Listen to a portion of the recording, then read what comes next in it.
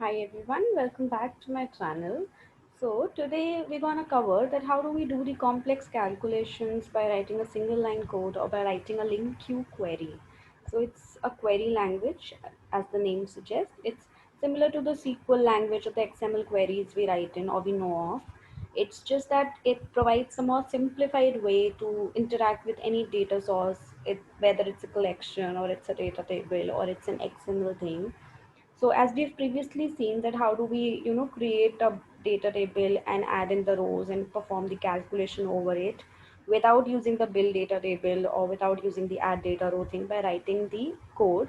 So similarly, today we're going to see that how do we perform the calculations by writing a single line code, that is the LINQ query. So let's go to the demo. We'll try to find out the maximum value in a particular column in an Excel. So what's the layman way? How would you do it? How do you know how to do it? So it's like the first thing which hits your head is that we will read it in the read range, and then post that we'll loop in by using for each row in data table, and then we're gonna every time assign the value, whatever is the maximum value we'll assign it to a variable. If the next value is maximum than the assigned value, then we'll again reassign it. But how do we do it? Using LINQ query. So here I have this data column already made, and we have all these data in the column. So we could easily see that this 45876 is the highest value in the data table present. So we'll just save it and close the data table. Let's close it, and we have read it. It's abc.xls xlsx, and we'll create a data table here if we already do not have. Okay, so we have a data table already created. We'll just click enter. So now in this DT we have all the records. Now we'll drag in and assign activity to write a LINQ query. So we first go to the value. So we have a data table in which we have to loop. Okay, so we'll write a data table. Now we will write as enumerable function, or yeah. So what does this as enumerable thing do?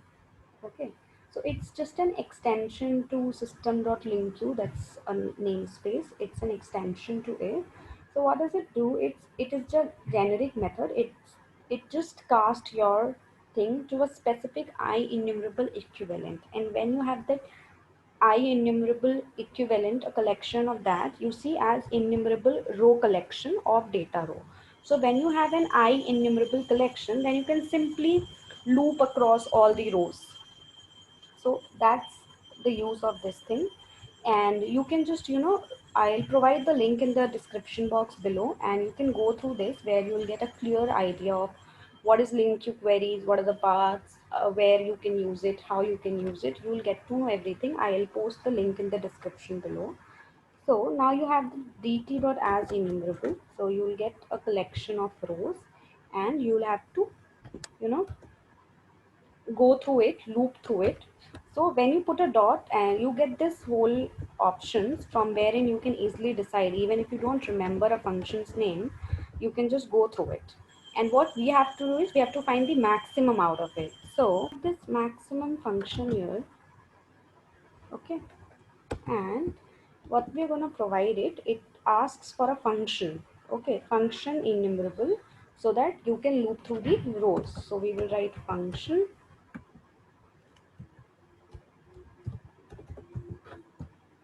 We'll write that we'll have to loop through the rows. And what's the name of the column? It's data. Okay, so we'll write row, and then in the bracket you see you get this data row dot item, and in bracket you'll have to pass the column name. So you will pass row, and then in double quotes you will pass, because it's just column name as string. And if you want to go through all the options over here, you see it's one of six, and you want to go through all the six ways where by which you can pass in the parameters according to your need. You'll just have to click on the arrow button, the up arrow button, and you'll get to know the up arrow button or the down arrow button. And see, like this you'll get to know. I'll write it again so that I can show. So you get it here, and then you press the down arrow button or the up arrow button, and you get all the things. See, 3, this is the fourth way how you can pass it, this is the fifth way, and this is the sixth way. So this way you do it. So either you pass in the column index, or in the double quotes you pass in the column name. So I am going to pass the column name, which is data, and I'll close the brackets. I'll click on OK, and we'll have to assign it. Now it will, we have this max value, we'll assign it to this, that by looping in through that column, the data column, get me the max value present in that column. And you get an error here. Okay, so it's now okay. Compiler error encountered processing expression dt.as enumerable option strict on disallows implicit conversion from object to string. So this is a, so this says that this whole thing returns an object, and you have this maximum value, the data type of maximum value is string. So it cannot cast from object to string. So what you're going to do, you'll just convert it to string. So we will write convert dot to string. There you go, and we'll close the brackets, and we've converted it to string, and now the error is gone. So we see there's no error now. So we'll just drag in a message box and see what's the output. So we have maximum value, and we'll click on run.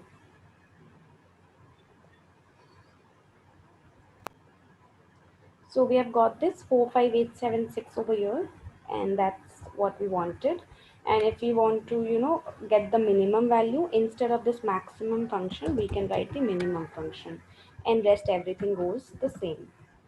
So if now I click on run, we'll get the minimum value present in that particular data table.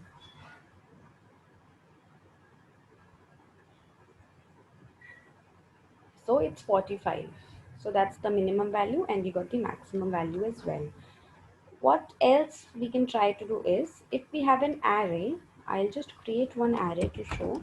If we have an array of the type integer, so this is just an example I'm trying to show that all what you can achieve, or we can have an integer array, and we'll pass in the values.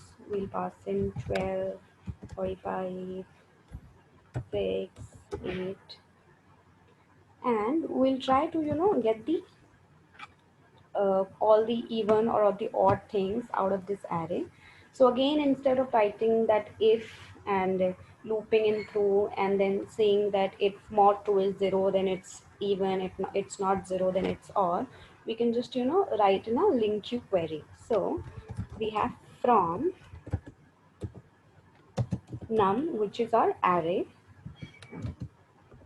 in, or we'll just, declare a variable, and we will write from no in num, which is our array, integer array. We will write where no will just, declare a variable that we're gonna loop in the integer array, and we'll take out one value. So this no is like we do in for each loop, that I'll just, show it to you so that it's more clear. So what we do in here, if we have a for each or parallel for each or control for each, so we have this for each item in array. So this no is this item, and this is that thing, the array. So we can even, to avoid confusion, we'll, declare an item only, so that you can relate it to the inbuilt activities. So we'll have this type integer, and now over here we'll have it from item, that one item we'll take out in the integer array which we already have, and we'll see if item mod 2 is 0. So that means it's an even thing, it's an even number. So we'll just select item. That's it, we're done. In this VB.NET and C Sharp, we do not use this as mod. Instead, we write in mod. In some of the languages, that percentage signs indicate mod. So we get it over here.